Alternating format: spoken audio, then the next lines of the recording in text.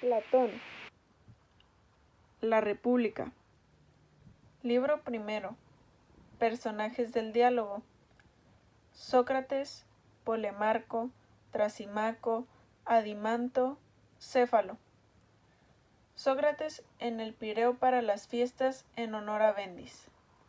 Descendí ayer al Pireo en compañía de Glaucón, hijo de Aristón, para hacer mis preces a la diosa y al mismo tiempo porque quería ver de qué manera celebraban la fiesta que ahora se está efectuando por primera vez. A mí, ciertamente, me pareció que era bella la procesión de los habitantes del lugar, pero no menos espléndida la que los tracios conducían. Después de haber efectuado nuestras plegarias y de haber contemplado el espectáculo, regresamos a la ciudad, y habiendo visto desde lejos Polemarco, hijo de Céfalo, que nosotros regresábamos a casa, ordenó a su esclavo que corriendo nos dijese que le esperáramos, y el joven esclavo, cogiéndome por detrás del manto, me dijo: Polemarco ruega que vosotros le esperéis. Yo me volví y le pregunté dónde se encontraba él. Él contestó: llega detrás de mí, esperadle. Bien, lo esperaremos, dijo Glaucón. Poco después, Polemarco llegaba, y además venían Adimanto, hermano de Glaucón, Nicerato, hijo de Nicías, y algunos otros más, que venían de la procesión. Polemarco dijo: Sócrates, me parece que vosotros os ponéis en movimiento hacia la ciudad para regresar a ella. Pues no suponéis mal, dije yo. ¿Ves? Ciertamente, ¿cuántos somos nosotros? Pues, ¿cómo no? Entonces dijo: ¿o seréis más fuertes que nosotros, o vosotros permaneceréis aquí? ¿Acaso? Dije yo. ¿No queda ya más que una cosa? El convenceros de que es necesario de que nosotros nos marchemos. ¿Acaso también podráis, dijo él, convencer a los que no escuchan? De ninguna manera, intervino Glaucón. Por lo tanto, pensad que no escucharemos. Y admitió, dijo a su vez: ¿acaso no sabéis que el atardecer habrá carrera de antorchas a caballo en honor a la diosa? ¿A caballo? Grité yo. Novedad esto realmente. ¿Con las antorchas se perseguirán los unos a los otros cometiendo a caballo? ¿O cómo dices? Así es, contestó Polemarco, y por la noche celebrarán una fiesta que será cosa digna de verse. Saldremos, pues, una vez censados, y contemplaremos una fiesta nocturna, y estaremos allí con muchos jóvenes y conversaremos. Por lo tanto, quedaos y no obréis de otro modo. Céfalo y Sócrates hablan sobre la vejez. Nos fuimos, pues, a casa de Polemarco, y allí encontramos a Licías y a Eutidemo, sus hermanos, a Trasimaco de Calcedonia, a Carmantades de Panea, y a Ciclofón, hijo de Aristónimo. También estaba dentro Céfalo, el padre de Polemarco, y ahí me parecía que era muy viejo, pues no le había visto desde hacía tiempo, y con una corona sobre la cabeza se hallaba sentado en una silla con un cojín, pues venía de haber sacrificado en el patio. Nos sentamos pues junto a él, ya que allí había algunas sillas puestas en círculo. Habiéndome visto enseguida, Céfalo me saludó y dijo: Sócrates, no venéis a menudo. Sin embargo, es conveniente, porque si yo tuviera todavía fuerzas para andar con facilidad hasta la ciudad, no habría necesidad de venir, sino que nosotros iríamos a tu casa. Pero ahora es necesario que tú vengas aquí y más a menudo, porque has de saber bien que cuando para mí se van marchitando los placeres del cuerpo, tanto se van acrecentando los anhelos y placeres de la conversación. No obres de otro modo, sino que estate en compañía de los jóvenes, pero también ven aquí a casa periódicamente, como a casa de tus amigos y amigos completamente íntimos. Yo dije, ciertamente, Céfalo, me complace conversar con las personas de mucha edad, pues me parece que es conveniente aprender de ellos, ya que han recorrido un camino que también nosotros deberemos recorrer de igual modo. ¿De qué condición es áspero y difícil o fácil y cómodo? También me agradaría saber qué opinas sobre lo que los poetas llaman estar en un umbral de la vejez, puesto que tú has llegado a estos momentos de tu vida, si es un pasaje difícil de la vida o cómo lo denominarías tú. Por Zeus, contestó. Yo, Sócrates, te diré qué opino sobre eso, pues muchas veces nos reunimos en una tertulia algunos viejos que nos encontramos en la misma edad, poco más o menos, justificando el antiguo adagio. La mayoría de nosotros allí reunidos se lamentan, echando de menos los placeres de la juventud, recordando las delicias del amor, del vino, de los manjares exquisitos y otras satisfacciones del mismo género, y se afligen como si hubieran perdido algunos bienes considerables. Y de entonces se vivía bien, y de que ahora ni siquiera se vive. Algunos también se quejan de los ultrajes de parte de sus allegados, que a causa de la edad tienen que sufrir, y sobre eso tienen siempre en boca que la vejez para ellos es la causa de todos sus males. A mí, Sócrates, me parece que ellos no aducen la verdadera causa, pues si esa fuera la causa, yo también padecería esos mismos males, debido a la vejez, como todos los demás que han llegado a esta edad. Por el contrario, yo he encontrado a quienes no obran de ese modo, y entre otros al poeta Sófocles, junto al que en una cierta ocasión me hallaba a su lado cuando alguien le preguntó: ¿Cómo te encuentras, Sófocles, con respecto al amor? ¿Te encuentras todavía en situación de tener relaciones íntimas con una mujer? Y él le contestó: Cállate, amigo.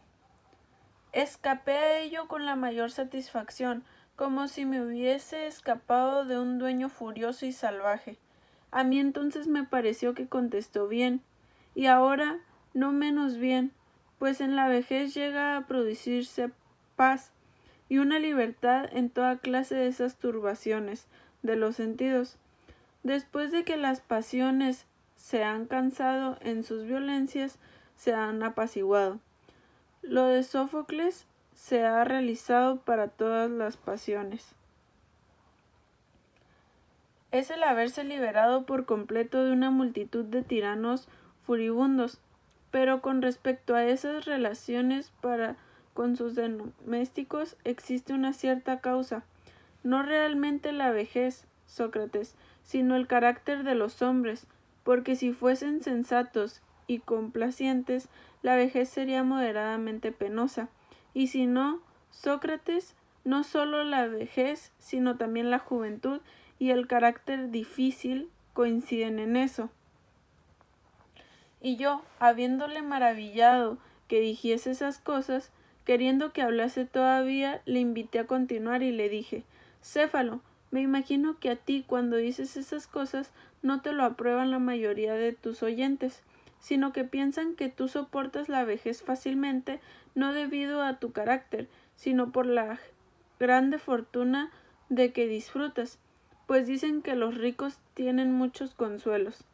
Dices la verdad, contestó Céfalo, pues no me aprueban y dicen algo de cierto, pero cuando ellos creen, la verdad está en la respuesta de Temístocles, el cual al hombre semerifo que lo injuriaba y le decía que él no era célebre por él mismo, sino por su ciudad. Le contestó que él no hubiese sido célebre siendo serifo, efectivamente, ni tampoco tú siendo de Atenas. Esa frase es conveniente para los poco afortunados de pocos recursos, que llevan una vejez penosa, porque ni el hombre razonable soportaría la vejez estando en la pobreza con una ayuda completa, ni el inmoderado después de haberse enriquecido llegaría a hacerse tratable. Céfalo, dije yo, la mayoría de los bienes que posees los recibes por herencia o los aumentaste tú.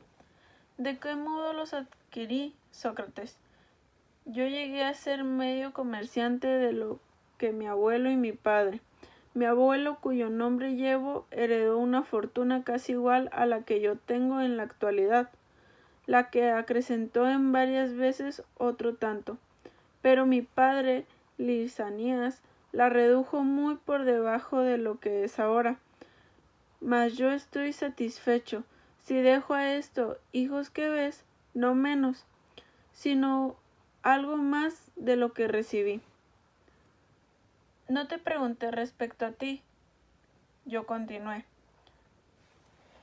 ya que me ha parecido que tú no amas excesivamente las riquezas, sino que esto lo hacen generalmente los que no las adquirieron ellos mismos. Los que las han alcanzado con su esfuerzo tienen doble efecto a las mismas que los otros, pues el mismo modo que los poetas aman sus versos y los padres a sus hijos, así también los hombres de negocios son cuidadosos de sus riquezas como a obra suya y por su utilidad, como los demás hombres, y así son responsables en su relación con los demás por no querer hablar sino de riqueza. Dices la verdad, contestó. Por completo, proseguí yo. Pero todavía tengo que decirte esto.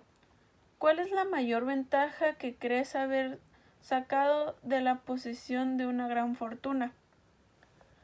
Esa ventaja, contestó, quizás no convencería a muchos al decirla, pues has de saber, Sócrates, que cuando uno cree que está cerca de la muerte, le sobrevienen temores e inquietudes acerca de cosas que anteriormente no le afectaban tan adentro, pues las leyendas que se leían sobre las Hades y sobre el castigo que allí debe pagarse por las injusticias de aquí, que antes las tomaba a risa, ahora atormentan el alma temiendo que sean ciertas, y él, o debido a la debilidad de la vejez, porque ya se encuentran más cerca de allí, las considera algo más atemorizante.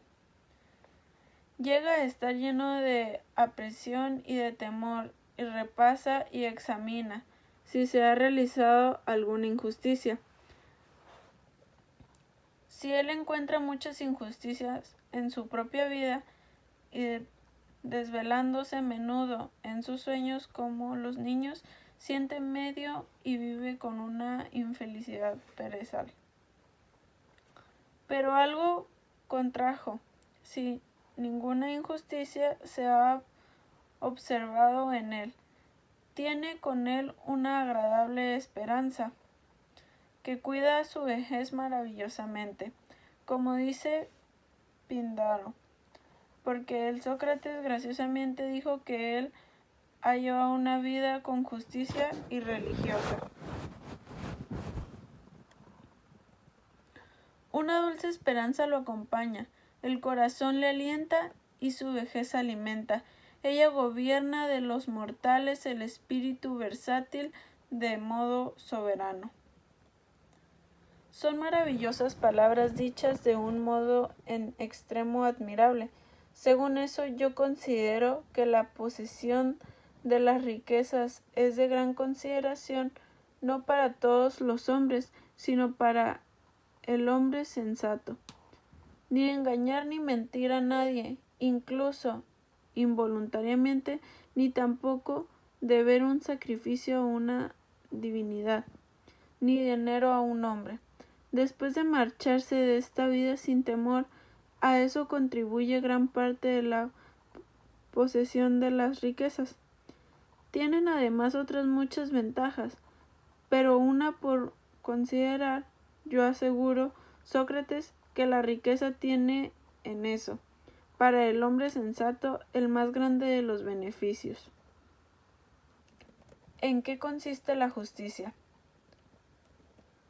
Céfalo, dije yo, hablas con una gran belleza, pero eso mismo, la justicia, lo defenderemos que es simplemente así, el valor de devolver a cada uno lo que se ha recibido, o esas mismas cosas no son unas veces justas y otras injustas. Por ejemplo, digo, si uno recibe un amigo que está en su sano juicio unas armas, si llega a perder la razón y las vuelve a pedir, cualquiera diría, yo creo que ni es conveniente el devolverlas, ni será justo el que las devolviera. Como tampoco que quisiera decirle toda la verdad al que así se encuentra. Tienes razón, dijo. Por consiguiente, no es esa la definición de la justicia, es decir, la verdad y el devolver las cosas que uno puede recibir. Ciertamente no, Sócrates, dijo interrumpiendo. Polemarco, si en algo se ha de creer, así Minodes. Así pues, dijo Céfalo, os entrego la conversación a vosotros, porque conviene que yo me ocupe ahora de mi sacrificio. Entonces, dije yo, Polemarco, ¿es el heredero de lo tuyo? Absolutamente, dijo riéndose, y al mismo tiempo se marchaba a su sacrificio. Di pues, continué yo, tú el heredero de la discusión, lo que Simbolides dice sobre la justicia y qué opinas.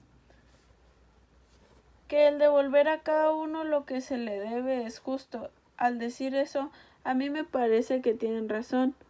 Seguramente, repliqué yo, no es fácil no creer a Simónides, pues es un hombre sabio y digno. Más que eso, quiera decir, tú lo conoces seguramente, Polemarco, pero yo lo ignoro. Es evidente que él entiende como nosotros decíamos antes que si uno ya ha puesto en manos de otro cualquier cosa, en caso de que se la pida sin que haya perdido la razón, hay que devolvérsela. Y no obstante, creo que una deuda, eso es lo que ha confiado a otro. ¿No es así? Sí. De cualquier modo, no debe ser devuelto lo que se ha confiado a otro. Cuando lo pide, no estamos en su sano juicio. Es verdad, dijo él, pues al parecer Simónides dice otra cosa, que es distinta, que eso, que es justo el devolver lo que se debe. Otra cosa sí, por cierto, dijo, pues piensa que se está obligando a hacer el bien a los amigos y nunca el mal. ¿Considera la justicia en hacer bien a los amigos y el mal a los enemigos? Comprendo, dije yo, que no devuelva lo debido a aquel a quien se le ha confiado oro, si el recibirlo y el devolverlo llega a ser perjudicial y son amigos el que lo recibe y el que lo retribuye. ¿No decides que así expresaba Simónides? Ciertamente sí. ¿Y qué debe de hacerse? Se ha de devolver a los enemigos lo que se les pueda deber. Sin embargo, generó de duda. Dijo, aquello que le debe, pero a mi juicio se le debe a un enemigo, lo convierte en su condición de tal todo modo. ¿Cómo parece, pues, Simónides, dije yo, definió poéticamente la justicia de modo enigmático, pues pensaba que, como es patente que sería justicia el devolver a cada uno lo que le conviene, por consiguiente a eso lo llamó lo que se debe. Pero, ¿qué opinas tú?, preguntó. Oh, por Zeus, le contesté, si alguno le hubiese preguntado Simónides a quienes da y le devuelve, pues lo que se debe y conviene, el arte se le llama medir, cocina. ¿Qué piensas que hubiese contestado?